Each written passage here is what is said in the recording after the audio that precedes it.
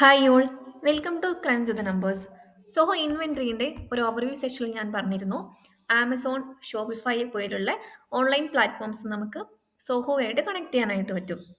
ഇത് കണക്ട് ചെയ്തിട്ടുണ്ടെങ്കിൽ സംഭവിക്കുന്നത് നമുക്ക് ആമസോണിലോ ഷോപ്പിഫൈയിലോ ഒരു സെയിൽസ് ഓർഡർ ഒരു കസ്റ്റമർ പ്ലേസ് ചെയ്തിട്ടുണ്ടെങ്കിൽ ആ സെയിൽസ് ഓർഡർ നമുക്ക് നമ്മുടെ ഇവിടെയുള്ള ഈ സെയിൽസിൻ്റെ അണ്ടറിലുള്ള സെയിൽസ് ഓർഡർ മോഡ്യൂളിലേക്ക് ആ സെയിൽ ഓർഡർ നമുക്ക് ഫെച്ച് ആവും.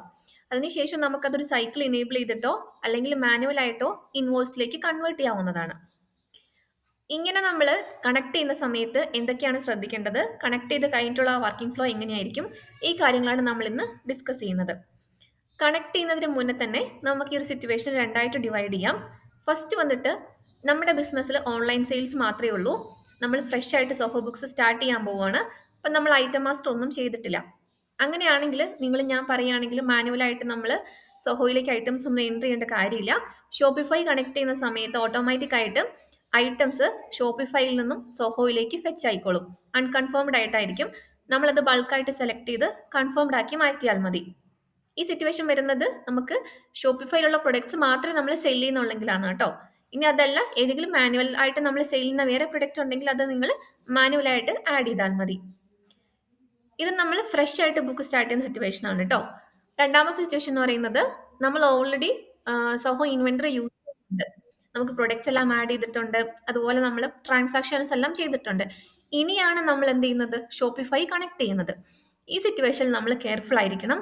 കാരണം ഈ ഷോപ്പിഫൈ ആയിട്ട് കണക്ട് ചെയ്യുന്ന സമയത്ത് ഷോപ്പിഫൈയിലുള്ള ഒരു ഐറ്റവും സോഹോയിലുള്ള ഒരു ഐറ്റവും തമ്മിൽ മാപ്പ് ആവണമെങ്കിൽ ഇതിൽ കോമൺ ആയിട്ട് ഒരു ഫീൽഡ് വേണം. അതൊന്നുകിൽ നെയിം ആയിരിക്കാം, അല്ലെങ്കിൽ ആ പ്രൊഡക്റ്റിന്റെ SKU ആയിരിക്കാം. SKU എന്ന് പറയുന്നത് നമ്മൾ ഓൾറെഡി അറിയാലോ, നമ്മളൊരു ഐറ്റം ക്രിയേറ്റ് ചെയ്യുന്ന ടൈമിൽ ഒരു പ്രൊഡക്റ്റിന്റെ SKU ഇവിടെ കൊടുക്കുന്നുണ്ട്. അപ്പോൾ ഒന്നുകിൽ നെയിം വെച്ച് കണക്ട് ചെയ്യും, അല്ലെങ്കിൽ SKU വെച്ച് കണക്ട് ചെയ്യാം. അപ്പം ഇതിൽ രണ്ടിൽ ഏതെങ്കിലും കോമൺ ആയിട്ടൊരു ഫീൽഡ് വേണം നമുക്ക് സോഹോയിലും അതേപോലെ തന്നെ ഷോപ്പിഫൈയിലും. അത് SKU ആക്കുന്നതാണ് ഏറ്റവും നല്ലത്. കാരണം SKU എന്ന് പറയുമ്പോൾ ഒരു ഡിജിറ്റ് ആയിരിക്കുമല്ലോ എന്തായാലും ഉണ്ടാവുക, ഒരു combination of letters and numbers. അപ്പോൾ നെയിമിലേക്ക് വരുന്ന സമയത്ത് നെയിമിൽ ചിലപ്പോൾ നമുക്ക് സ്പേസിന്റെ ഇഷ്യൂ വരാം, അങ്ങനത്തെ കുറച്ച് ക്യാപ്സിന്റെ ഇഷ്യൂ വരാം. ആ ഒരു ഇഷ്യൂ ഉള്ളത് കൊണ്ട് എപ്പോഴും SKU ആയിരിക്കും ബെറ്റർ ഓപ്ഷൻ എന്ന് പറയുന്നത്. അപ്പം നമ്മൾ രണ്ടിലും സെയിം SKU ആണോ എന്ന് ഉറപ്പ് വരുത്തിയതിനു ശേഷം മാത്രം ഇന്റഗ്രേഷൻ പ്രോസസ്സ് സ്റ്റാർട്ട് ചെയ്യാം. ഇനി നമ്മൾ ആ ഇന്റഗ്രേഷൻ എങ്ങനെയാണ് ചെയ്യുന്നതെന്ന് കാണിക്കാം. ഇവിടെ നമ്മൾ സെറ്റിംഗ്സിൽ ഷോപ്പിംഗ് കാർട്ട് ആൻഡ് POS എന്ന ഓപ്ഷൻ ഉണ്ട്. ഇവിടെ നമ്മൾ ആദ്യം ഇനേബിൾ ഓൺലൈൻ സെയിൽസ് എന്ന് കൊടുക്കുക. അങ്ങനെ കൊടുത്തു കഴിയുമ്പോൾ നമുക്ക് ഇതേപോലെ ഷോപ്പിഫൈ, സോഹോ കൊമേഴ്സ്, സാക്കിയ ഇത്രയും ഓപ്ഷൻസ് വരുന്നുണ്ടാവും.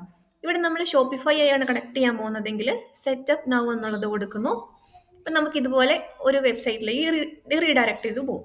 ഇനി നമ്മൾ ചെയ്യേണ്ടത് ഇവിടെ ഇതേ ഒരു ക്രോമിൽ ഒരു ടാബിൽ നമ്മൾ നമ്മുടെ ഷോപ്പിഫൈ ഇങ്ങോട്ട് ലോഗിൻ ചെയ്തിടുക എന്നുള്ളതാണ്. ഷോപ്പിഫൈ ലോഗിൻ ചെയ്തിടുക. അതിനോടൊപ്പം തന്നെ ഒരു ക്രൈറ്റീരിയയും കൂടിയുണ്ട് നമ്മളിത് കണക്ട് ചെയ്യാനായിട്ട്. ഷോപ്പിഫൈയിലുള്ള സ്റ്റോർ കോൺടാക്റ്റ് തന്നെ ആയിരിക്കണം നമുക്ക് നമ്മുടെ സോഹോയിൽ ഒരു യൂസറായിട്ട് ആഡ് ചെയ്യേണ്ടത്.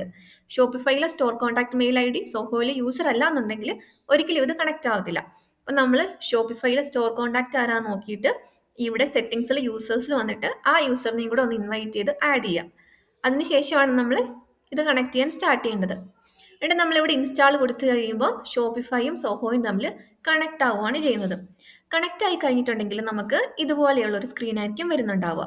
അതായത് എന്തൊക്കെയായിരിക്കും ഇതിൽ കണക്ഷൻസ് ഉൾപ്പെട്ട കാര്യങ്ങൾ എന്നൊരു ലിസ്റ്റ് വരും. അതിൽ പ്രൊഡക്ട്സ് ഉണ്ടാവും. പ്രൊഡക്റ്റ് എന്ന് പറയുമ്പോൾ നമ്മുടെ ഐറ്റംസ്, പിന്നെ സെയിൽസ് ഓർഡേഴ്സ് ഉണ്ടാവും, സ്റ്റോക്ക് ഉണ്ടാവും, അതേപോലെ തന്നെ നമുക്ക് ലൊക്കേഷനും കോൺഫിഗർ ചെയ്യാം. ലൊക്കേഷൻ എന്ന് പറയുന്നത് നമ്മുടെ ആ ഒരു വെയർ ഹൗസ്. ഓരോന്നോരോന്നായിട്ട് നമുക്ക് ഡീറ്റെയിൽഡ് ആയിട്ട് നോക്കാം. നമ്മളൊരു ഷോപ്പിഫൈ കണക്ട് ചെയ്ത് കഴിഞ്ഞാൽ ആദ്യം നമ്മൾ സെറ്റ് ചെയ്യേണ്ടത് അതിൻ്റെ ആ ഒരു സെയിൽസ് ചാനൽ പ്രിഫറൻസ് ആണ്. സെയിൽസ് ചാനൽ പ്രിഫറൻസിൽ 3 കാര്യങ്ങളാണ് വരുന്നത്. ഒന്ന് അതിൻ്റെ ഫെച്ചിങ്ങിൻ്റെ ഡ്യൂറേഷൻ, സിങ്കിങ് ഡ്യൂറേഷൻ എന്ന് പറയും അതിനെ. നമ്മുടെ ഈ ഒരു സോഹോയും അതേപോലെ തന്നെ ഷോപ്പിഫൈയും തമ്മിൽ സിങ്ക് ആവേണ്ട ടൈം, ആ ഗ്യാപ്പ്, അതിൽ മിനിമം ടൈം എന്ന് പറയുന്നത് 15 മിനിറ്റ്സ് ആണ്. മാക്സിമം അതിലും കൂടുതൽ ടൈംസ് ഉണ്ട്. അപ്പം നമ്മൾ ഏറ്റവും മിനിമം ടൈമിലേക്ക് സെറ്റ് ചെയ്തിടാനായിട്ട് ശ്രദ്ധിക്കുക. അതായത് ഈ 15 മിനിറ്റ് കൂടുമ്പോഴായിരിക്കും ഇത് നമ്മൾ സിങ്ക് ആയിട്ട് ഓർഡേഴ്സ് ഇവിടേക്ക് ഫെച്ച് ആവുന്നത്. ലൈവായിട്ട് ഇൻ്റഗ്രേറ്റ് ചെയ്യണമെന്നുണ്ടെങ്കിൽ അത് നമുക്കൊരു ഡെവലപ്പറിൻ്റെയൊക്കെ സഹായത്തോടെ അതും ചെയ്യാൻ പറ്റുന്നതാണ്. ഡിഫോൾട്ടായിട്ട് സോഹോയിൽ ഈ മിനിമം 15 മിനിറ്റ്സിൻ്റെ ഡ്യൂറേഷനാണ് അവൈലബിൾ ആയിട്ടുള്ളത്. അതിനുശേഷം നമ്മൾ ഒരു മാപ്പിംഗ് ക്രൈറ്റീരിയ ചോദിക്കുന്നുണ്ടാവും. അതായത് ഈ ഐറ്റം നമ്മൾ മാപ്പ് ചെയ്യേണ്ട ക്രൈറ്റീരിയ, അതിൽ നെയിം ആൻഡ് SKU ഉണ്ടാവും, അല്ലെങ്കിൽ നെയിം ഓർ SKU ഉണ്ടാവും, SKU ഓൺലി ഉണ്ടാവും, നെയിം ഓൺലി ഉണ്ടാവും, ഇത്രയും കാര്യങ്ങളുണ്ടാവും. അപ്പം നമ്മൾ ഏതാണോ കോമൺ ആയിട്ട് കൊടുത്തിരിക്കുന്നത് അതിന് ബേസ് ചെയ്ത് നമ്മൾ ആ ക്രൈറ്റീരിയ സെറ്റ് ചെയ്യാം. ഇപ്പം എസ് കെ ഒള്ളി ആണെങ്കിൽ സിസ്റ്റം രണ്ടിനും എസ് കെ തമ്മിൽ കമ്പയർ ചെയ്തിട്ട് സിമിലർ എസ് കെ ഉള്ള പ്രൊഡക്റ്റിന് തമ്മിൽ കണക്ട് ചെയ്യും. അതാണ് ചെയ്യുന്നത്. ദെൻ അടുത്തതായിട്ട് നമുക്ക് ഈ ഒരു നമ്മൾ ഈ സെറ്റിങ്സിൽ ഷോപ്പിഫൈൻ്റെ സെറ്റിങ്സിലേക്ക് വരുന്ന സമയത്ത് ഇത്രയും കാര്യങ്ങൾ കാണാനായിട്ട് പറ്റും. ഈ ടാക്സ് എക്സംഷൻ ഉള്ള ഏതെങ്കിലും ഒരു പ്രൊഡക്റ്റ് നമുക്ക് ഷോപ്പിഫൈയിൽ ഉണ്ടെങ്കിൽ നമ്മൾ അതിൻ്റെ റീസണും കൂടി ഇവിടെ ചൂസ് ചെയ്ത് കൊടുക്കേണ്ടതായിട്ടുണ്ട്. അതേപോലെ തന്നെ സിങ്ക് സ്റ്റോക്ക് എന്നൊരു ഓപ്ഷൻ കാണാം. അത് നമ്മൾ എപ്പോഴും ഇനേബിൾ ചെയ്യണം. എന്നാലേ നമ്മുടെ സോഹോയിലുള്ള സ്റ്റോക്ക് ഷോപ്പിഫൈയിലേക്ക് ഫെച്ച് ആവുള്ളൂ. ഒരു 15 മിനിറ്റ്സ് കഴിയുമ്പോൾ ഈ ഡ്യൂറേഷനോ കഴിയുന്നതനുസരിച്ച് എന്ത് ചെയ്യും, ഇവിടെ നിന്നുള്ള കൗണ്ട് അവിടേക്ക് ഫെച്ച് ആയിക്കൊണ്ടിരിക്കും. അപ്പോഴാണ് നമുക്ക് ആ വെബ്സൈറ്റിൽ ഇത് സ്റ്റോക്ക് ഉണ്ടോ ഇല്ലയോ എന്നുള്ള ഇൻഫർമേഷൻ ഒരു കസ്റ്റമർ ഓർഡർ പ്ലേസ് ചെയ്യുമ്പോൾ കാണാനായിട്ട് പറ്റുള്ളൂ. അടുത്തത് ഫെച്ച് സ്റ്റോക്ക് കൗണ്ട്സ് എന്നൊരു ഓപ്ഷൻ ഉണ്ട്. അത് ഉദ്ദേശിക്കുന്നത് നമ്മൾ ആ ഇനിഷ്യലി ഷോപ്പിഫൈയും സോഹോയും തമ്മിൽ കണക്ട് ചെയ്യുന്ന സമയത്ത് ഷോപ്പിഫൈയിലുള്ള ആ ഒരു സ്റ്റോക്കിന്റെ കൗണ്ട്, ഓപ്പണിംഗ് സ്റ്റോക്ക് എന്ന് പറയും അതിനെ, അത് നമുക്ക് സോഹോയിലേക്ക് വേണമെങ്കിൽ നമ്മൾ ഈ ഓപ്ഷൻ ടിക്കറ്റ് കൊടുക്കാം. ടിക്കറ്റ് കൊടുത്തില്ലെങ്കിൽ നമുക്ക് മാനുവലായിട്ട് സ്റ്റോക്ക് സോഹോയിൽ അപ്ഡേറ്റ് ചെയ്താലും മതി. അടുത്തതാണ് ഞാൻ നേരത്തെ പറഞ്ഞതുപോലെ തന്നെ നമുക്ക് ആ സിങ്ക് ഫ്രീക്വൻസി സെറ്റ് ചെയ്ത് വെക്കാം. ദെൻ അടുത്തത് കസ്റ്റമർ മാപ്പിംഗ് ആണ്. കസ്റ്റമർ മാപ്പിംഗ് പ്രിഫറൻസിൽ നിങ്ങൾ ആ കസ്റ്റമർ മാപ്പിംഗ് ചെയ്താൽ മതിയാവും. അതായത് നമുക്ക് പുതുതായിട്ടൊരു കസ്റ്റമർ വരുമ്പോൾ ഇവിടെ ഒരു ന്യൂ കസ്റ്റമർ ആയിട്ട് ക്രിയേറ്റ് ചെയ്യും. അതിനുശേഷം അയാൾ പിന്നെയും എന്തെങ്കിലും ഓർഡർ ചെയ്യുകയാണെങ്കിൽ സിസ്റ്റം എന്ത് ചെയ്യും, ആ പഴയ കസ്റ്റമറിലേക്ക് തന്നെയായിരിക്കും ആ ഓർഡറും മാപ്പ് ചെയ്യുന്നുണ്ടാവുക. അടുത്ത വന്നിട്ട് വെയർഹൗസ് മാപ്പിംഗ് ആയിരിക്കും. നമ്മൾക്ക് നമ്മുടെ ബിസിനസ്സിൽ ഒരു സിംഗിൾ ലൊക്കേഷനേ ഉള്ളെങ്കിൽ കുഴപ്പമില്ല, അതിലേക്ക് തന്നെയായിരിക്കും ഈ ഓർഡർ വന്ന് പ്ലേസ് ആവുന്നത്. അതേ സമയത്ത് മൾട്ടിപ്പിൾ ലൊക്കേഷൻസ് ഉണ്ടെങ്കിൽ നിങ്ങൾ മാപ്പ് ചെയ്ത് കൊടുക്കണം ഏത് വെയർഹൗസിലേക്കാണ് അല്ലെങ്കിൽ ഏത് ലൊക്കേഷനിലേക്കാണ് ഈ ഷോപ്പിഫൈ എന്ന് വരുന്ന ഓർഡേഴ്സ് പ്ലേസ് ചെയ്യേണ്ടതെന്നുള്ളത്. അപ്പോൾ അതിലുള്ള സ്റ്റോക്ക് ആയിരിക്കും ഷോപ്പിഫൈയിലേക്ക് പോകുന്നത്. ഷോപ്പിഫൈ എന്നുള്ള ഓർഡേഴ്സ് ഈ ലൊക്കേഷനിലേക്കായിരിക്കും വരുന്നുണ്ടാവുക. അതുപോലെ നമുക്ക് ഒരു സ്റ്റോർ മാത്രമല്ല, ഷോപ്പിഫൈയിലുള്ള മൾട്ടിപ്പിൾ സ്റ്റോർസ് നമുക്ക് നമ്മുടെ ഈ ഒരു സോഹോയിൽ കണക്ട് ചെയ്യാൻ പറ്റുന്നതാണ്. ഇവിടെ നമ്മൾക്ക് ഇൻ്റഗ്രേഷൻ നമുക്കൊന്ന് ഡിസേബിൾ ചെയ്ത് വെക്കാനും പറ്റും, ഇൻ്റഗ്രേഷൻ ഡിലീറ്റ് ചെയ്യാനും പറ്റും. ഡിസേബിൾ ചെയ്തിട്ടുണ്ടെങ്കിൽ നമുക്ക് കുറച്ച് കഴിയുമ്പോൾ അത് ഇനേബിൾ ചെയ്യാം, അപ്പോൾ പിന്നെ ലൈവ് ആയിക്കോളും. ഡിലീറ്റ് ചെയ്തിട്ടുണ്ടെങ്കിൽ നമ്മൾ എന്ത് ചെയ്യണം, പിന്നെയും ആ ഇൻ്റഗ്രേഷൻ കൂടി നമ്മൾ കണക്ട് ചെയ്യേണ്ടതായിട്ടുണ്ട്. അടുത്തതായിട്ട് പിന്നെ നമ്മൾ അതിൻ്റെ ഒരു ട്രാൻസാക്ഷൻ ലെവലിലേക്ക് വരുന്ന സമയത്ത് ഞാൻ ഓൾറെഡി പറഞ്ഞല്ലോ, ഷോപ്പിഫൈയിൽ നിന്ന് നമുക്ക് ഓർഡേഴ്സ് സോഹോയിലേക്ക് വരുന്നുണ്ടാവും. അതിന് നമ്മൾ ഒന്നെങ്കിൽ സൈക്കിൾ വഴി അല്ലെങ്കിൽ മാനുവലായിട്ട് ഇൻവോയ്സിലേക്ക് കൺവേർട്ട് ചെയ്യാനായിട്ട് പറ്റും. അതേപോലെ തന്നെയാണ് ഇനി ഒരു സെയിൽസ് റിട്ടേൺ ഉണ്ടെന്ന് വിചാരിക്കുക. ഒരു ക്രെഡിറ്റ് നോട്ട് ഉണ്ടെങ്കിൽ അത് ഒരിക്കലും ഓട്ടോമാറ്റിക്കായിട്ട് ഫെച്ച് ആവത്തില്ല. നമ്മൾ മാനുവലി തന്നെ ഇൻവോയ്സിന് അഗൻസ്റ്റ് ക്രെഡിറ്റ് നോട്ട് ക്രിയേറ്റ് ചെയ്യേണ്ടതായിട്ടുണ്ട്. അതേപോലെ തന്നെ പേയ്മെൻറ്റ്സ് ആണെങ്കിലും ഷോപ്പിഫൈയിൽ നിന്ന് പേയ്മെൻറ്റ്സ് വരത്തില്ല, നമ്മൾ മാനുവലായിട്ട് പേയ്മെൻറ്റ് റെക്കോർഡ് ചെയ്യേണ്ടി വരും. ഇതിനൊക്കെ കസ്റ്റമൈസേഷൻസ് അവൈലബിൾ ആണ്.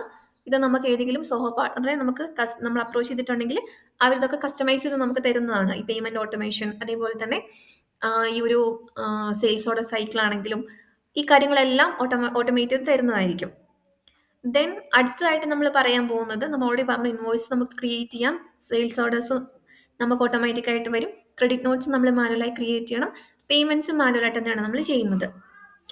ഇനി നമ്മൾ ഒരു ഐറ്റം അല്ലെങ്കിൽ ഒരു സെയിൽസ് ഓർഡർ നമുക്ക് ഫെച്ച് ആവുന്നില്ല എന്ന് വിചാരിക്കുക. അപ്പം നമ്മൾ നോക്കുന്ന സമയത്ത് ഷോപ്പിഫൈയിൽ ഒരു സെയിൽസ് ഓർഡർ ഉണ്ട്, പക്ഷേ അത് നമുക്ക് സോഹോയിലേക്ക് വരുന്നില്ല എന്നുണ്ടെങ്കിൽ നമുക്ക് ഈ സെറ്റിങ്സിൽ, ഷോപ്പിഫൈൻ്റെ സെറ്റിങ്സിൽ പോയിട്ടുണ്ടെങ്കിൽ, സോഹോയിലാണ് പറയുന്നത്, ഇതിൻ്റെ ഒരു സെയിൽസ് ഓർഡർ ഹിസ്റ്ററി നമുക്ക് കിട്ടും. ആ ഹിസ്റ്ററി നമ്മൾ എക്സ്പോർട്ട് ചെയ്യുമ്പോൾ കാണിക്കുന്നുണ്ടാവും ഈ ഒരു നമ്പർ എന്തുകൊണ്ടാണ് സോഹോയിലേക്ക് വരാത്തെന്നുള്ളതിൻ്റെ റീസൺ അവിടെ പറയുന്നുണ്ടാവും. അപ്പോൾ നമ്മൾ ആ റീസൺ സോൾവ് ചെയ്തിട്ടുണ്ടെങ്കിൽ ഓട്ടോമാറ്റിക്കായിട്ട് അതിന് ആ സെയിലോട് നമ്മൾ ജസ്റ്റ് ഒന്ന് അപ്ഡേറ്റ് ചെയ്യുക ഷോപ്പിഫൈയിൽ. അപ്പോൾ നെക്സ്റ്റ് സിങ്കിൽ എന്ത് ചെയ്യും, ഈ ഒരു സെയിൽ ഓർഡർ ഇവിടേക്ക് ഫെച്ച് ആവുന്നുണ്ടാവും. ഇതേ ഇത് തന്നെയാണ് നമ്മൾ ഐറ്റം മാപ്പ് ചെയ്യുന്ന സമയത്തും. ഐറ്റം നമ്മൾ മാപ്പ് ആവുന്നില്ല എന്നുണ്ടെങ്കിൽ നമ്മൾ ആ കൊടുത്ത എസ്കിയിൽ എന്തെങ്കിലും മിസ്മാച്ച് ഉണ്ടാവും. അപ്പം നമ്മൾ ഒന്നുകൂടി എന്ത് ചെയ്യണം, ഈ ഐറ്റം ഒന്നുകൂടെ അപ്ഡേറ്റ് ചെയ്ത ശേഷം അടുത്ത സിംഗിൾ ഐറ്റം നമ്മൾ മാപ്പ് ആവുന്നതായിരിക്കും. ദെൻ ഇപ്പം നമ്മൾ സെയിൽസ് ഓർഡറിൻ്റെയും അതേപോലെ തന്നെ ഐറ്റത്തിൻ്റെയും എന്തുകൊണ്ടാണ് ഇറർന്ന് കണ്ടുപിടിക്കാനുള്ള സിറ്റുവേഷൻ എവിടെയാണെന്ന് പറഞ്ഞിട്ടുണ്ട്. ഇത്രയും നമ്മൾ ചെയ്ത് കഴിയുന്ന സമയത്ത് നമുക്ക് ഓട്ടോമാറ്റിക്കായിട്ട് ഈ പ്രോസസ്സ് എല്ലാം ഒരു സ്മൂത്ത് ആയിട്ട് പോകുന്നുണ്ടാവും. അപ്പോൾ നമ്മൾ ഇടയ്ക്കിടയ്ക്കൊന്ന് ശ്രദ്ധിക്കേണ്ടത് സ്റ്റോക്ക് കൗണ്ടാണ്. നമ്മുടെ സോഹോയിലുള്ള സ്റ്റോക്കിൻ്റെ കൗണ്ടും ഷോപ്പിഫൈയിലുള്ള സ്റ്റോക്കിൻ്റെ കൗണ്ടും ടാലി ആവുന്നില്ലേ എന്ന് ശ്രദ്ധിക്കുക. ഇൻ കേസ് എന്തെങ്കിലും മിസ്മാച്ച് കണ്ടിട്ടുണ്ടെങ്കിൽ നമുക്ക് ഐറ്റത്തിൽ പോയിട്ടുണ്ടെങ്കിൽ ബൾക്കായിട്ട് പുഷ് ചെയ്യാനായിട്ട് പറ്റും ഷോപ്പിഫൈയിലേക്ക്. അത് പക്ഷേ മാനുവൽ വർക്കാണ്. ഇൻ കേസ് എന്തെങ്കിലും ഒരു എറർ കണ്ടാൽ നമ്മൾ അങ്ങനെ മാനുവലായിട്ട് പുഷ് ചെയ്യുന്ന ഓപ്ഷൻ നമുക്ക് ട്രൈ ആവുന്നതാണ്.